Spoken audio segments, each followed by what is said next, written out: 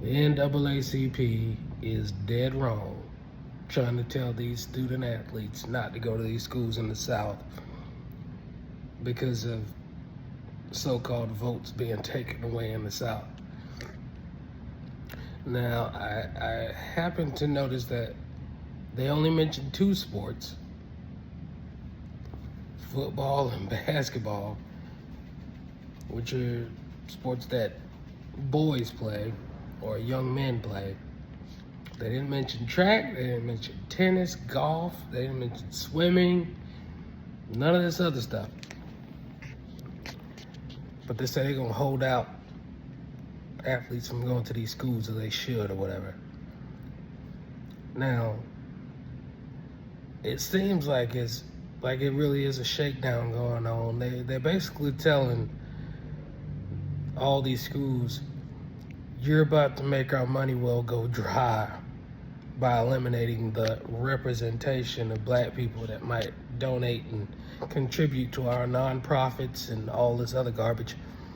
So here's what we're gonna do. We're gonna tell y'all, we're gonna threaten y'all with the players with the fact that these players ain't coming and y'all won't generate y'all's revenue. And if you want to generate that revenue, then you need to holler at us and throw us a few dollars so we can tell these students they can go on and go ahead. This sounds like straight up mafia hustle type stuff. Absolutely weird. Everybody that was up there, except for like maybe 4 or 5 dudes way in the back, in the nosebleeds, was like 60 plus. Like, y'all were closer to walking across the Montgomery bridges and getting on the back of the bus than any of them dudes in the back. And they're the most silent. So why is it the old people preaching all this fear that should have, or supposedly is, gotten all this progression since the 60s? Why is it them preaching fear to the young folk? Is not your job to protect the young? Is booty bone backwards? It's a hustle. It's all about money. We won't let them play unless you pay us to let them play.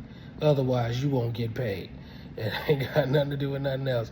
It's about the Democrat Party being able to funnel money and launder money through nonprofits and political agents so they can all eat. And it ain't got nothing to do with these students. That's why they're asking them to stay broke. Don't have any aspirations of getting a good degree from a place that has alumni that can get you in certain places that others might not. Don't think about none of that. Don't think about your future. I want you to think about our present and how much we